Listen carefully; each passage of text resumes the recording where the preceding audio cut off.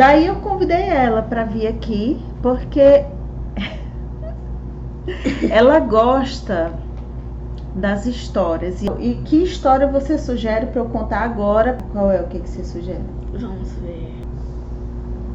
Pode ser aquela história que você me contou hoje de manhã. A história da tapioca? É. Tá. Mas que aprendizado a pessoa vai ter com isso daí? Nunca tente esconder uma coisa dos seus pais, que pode ser o que for. Aí nesse caso você vai dar spoiler, né? Mas dá pra cortar. Tá, eu vou cortar a parte do spoiler que ela deu. Acabei de cortar a parte do spoiler que ela deu da história que eu ia contar. Por que você tá falando na parte que vai ser cortada? Porque eu vou dizer que eu cortei. Eu acordei super tarde pra ir deixar ela na escola, porque eu devo dizer essa parte? Não, só a história mesmo. Tá. Eu tinha que deixar ela na escola, dia 5 de dezembro. Né? Bem óbvio. Tá certo, né? Tá. Bom, eu tive que deixar ela na escola no dia 5 de dezembro. E eu acordei, assim, muito em cima da hora e eu achava que eu tava super atrasada. Acontece que quando a gente tava indo, foi que ela me disse que a aula só ia começar às 9 horas. 9h20, para ser preciso. 9h20, ia acabar 10. E tudo bem, eu levantei correndo, apressadamente, tinha que voltar para ir deixar o meu marido no trabalho e acabou que ela me pediu para contar uma história. Eu tava por aqui. Aí, como era de manhã e eu não tinha tomado café ainda e eu tava naquela correria toda, aí eu fui contar a história da época que eu fui aprender a fazer tapioca. Na verdade, eu nem sabia para onde é que ia. Simplesmente a minha mãe, eu nunca vi ela fazer a tapioca, eu só via quando estava pronta. E quando eu cheguei, quando eu encontrei essa goma, era eu e o meu irmão, eu tinha 9 anos, o meu irmão tinha 5, perto de fazer 5 anos. Eu encontrei esse pacote de goma e aí eu disse pro meu irmão, vamos fazer tapioca? Vamos fazer tapioca? É aquele momento da vida que você acha que tudo que você vai fazer vai dar certo. É verdade. Então, assim, na minha cabeça, fazer tapioca era uma coisa simples. Era uma coisa tipo, você bota água na goma, a goma fica no ponto certo, você coloca ali na frigideira, né, no caso, como eu fiz, e ia ficar tudo perfeito. Sem spoilers. Sem spoiler. Mas o que acontece? Eu comecei a molhar a goma. Quando eu botei a água, então a goma virou um mingau. Aí não funcionou, aí eu peguei e botei mais goma, aí ficou muito seco, daí eu botei mais água, ficou muito molhado, daí eu botei mais goma, ficou muito seco. Aí no final das contas, quando eu olhei, era o último restinho que tinha de goma no saco, então agora era pegar, porque senão eu ia perder todo aquele negócio ali. Enfim, quando eu misturei, finalmente consegui dar o ponto da tapioca. Pronto, primeira etapa foi cumprida. Daí o que aconteceu? Eu peguei a goma que já estava molhada, acendi o fogo da frigideira e imaginei assim, puxa vida, para fazer tapioca é claro que eu vou precisar de mais alguma coisa, do tipo óleo, manteiga, e na época tinha uma lata de banha de porco escondida lá em casa. Quando meu pai matava porco, nessa época, ele sempre trazia uma latinha assim com banha de porco, né? E claro, para dar o fim aí que quisesse. E eu ficava com meu irmão em casa, então dava asa para a imaginação. Eu imaginava que dava para fazer tapioca com banha de porco. E aí eu botei um pouquinho assim na frigideira, botei a goma. No que eu boto, encharca logo a goma. Daí eu botei mais um pouquinho de goma. Poxa, essa goma tá brincando comigo, porque eu passei um tempão para conseguir acertar o ponto dela. Aí eu peguei e botei mais um pouco de banha. Quando eu boto mais um pouco de banha, eu sou obrigada a botar mais um pouco de goma. Nisso, a altura que era a frigideira já estava à altura da goma ali. já estava à altura da goma ali. Então ficou meio que um bolo, assim, grosso, meio que transparente, sabe? Com aquela gordura toda ali entranhada, né? E então, Gordura de carne. Gordura de carne. E o que eu fiz naquele momento? Quando eu vi que estava pronto, eu não consegui virar, porque ficou um negócio grudado, estranho lá, né? Então eu passei assim na minha divisão, é uma divisão justa para a época. Sempre eu fazia assim com meu irmão. Meu irmão é média de 4 anos e meio mais novo do que eu. E eu sempre, claro, a maior, a mais velha, eu tinha os meus direitos de primogenitura. O que eu fazia? Eu dividia um pouco para lá do meio, né? Então ficava cerca de 60% para mim, 40% para ele, né? Então às vezes era 70-30 por aí. Nesse caso lá eu não achei muito bonita a história da tapioca, então eu botei 60-40.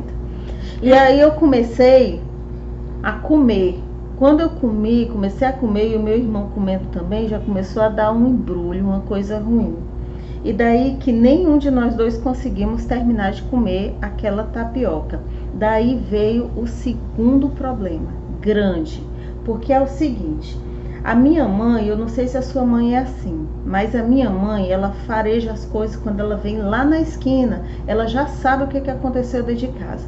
Eu nunca consegui descobrir onde era que tinha essas câmeras, onde era que tinha esse tal de sexto sentido dela, porque era incrível, a gente nem abria a boca, ela já sabia o que tinha acontecido. Parece que ela marcava tudo e botava assim no lugar, né? É mais ou menos assim que funciona. Ela pegava milimetricamente, ela via assim, tipo, por exemplo, se esse cartão tivesse desse jeito, se a pessoa, que no caso a minha avó, se ela visse o cartão um pouquinho mais pro lado, ela já sabia qual era a situação. Pronto, a minha mãe, ela milimetricamente, ela sabia onde estavam todas as coisas. E aí, como nós não conseguimos consumir aquele quilo de tapioca feito com mais meio quilo de banha de porco e sem sal, o que foi que nós decidimos, né? Eu arquitetei com meu irmão um outro plano para a gente poder conseguir se livrar daquela goma. Eita. E o que foi que aconteceu? Eu tinha autorização para abrir o portão uma única vez, né, que era para eu sair para ir para a escola e depois voltar da escola, mas naquele dia eu tive que ser ousada, porque a minha casa era uma casa muito pequena, era uma casa de vila, não tinha um quintal, tudo que tinha era um espacinho pequeno perto da pia e era tudo cimentado.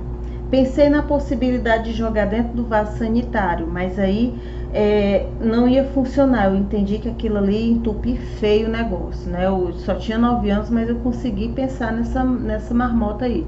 E aí o que foi que eu vi? Lá do portão da frente da minha casa, eu consegui ver que do outro lado da pista, o pedaço do terreno que tinha lá da calçada não era feito de cimento, era só areia.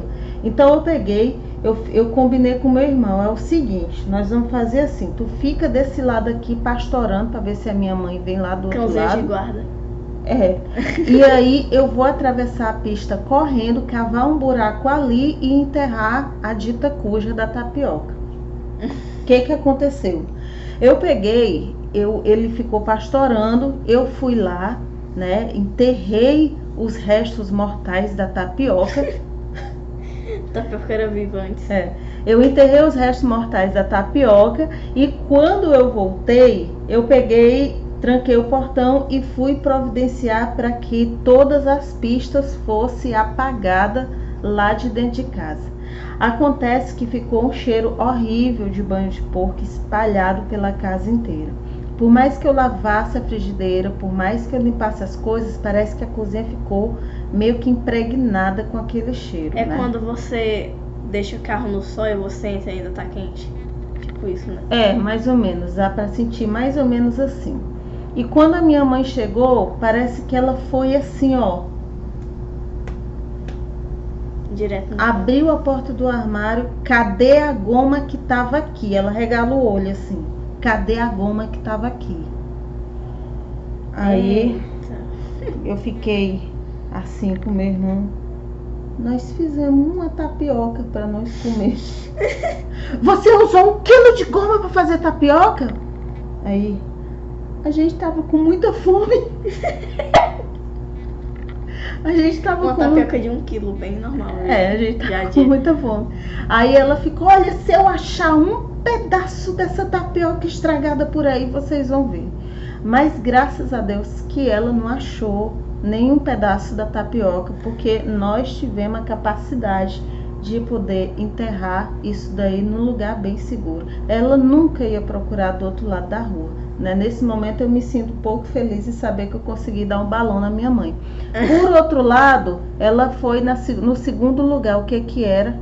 A lata da tal da banha de porco.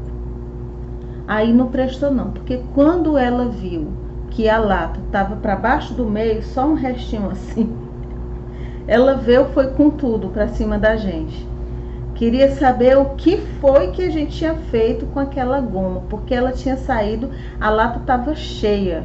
E, gente, é uma lata, tinha assim quase meio quilo, quase meio quilo de banha de porco.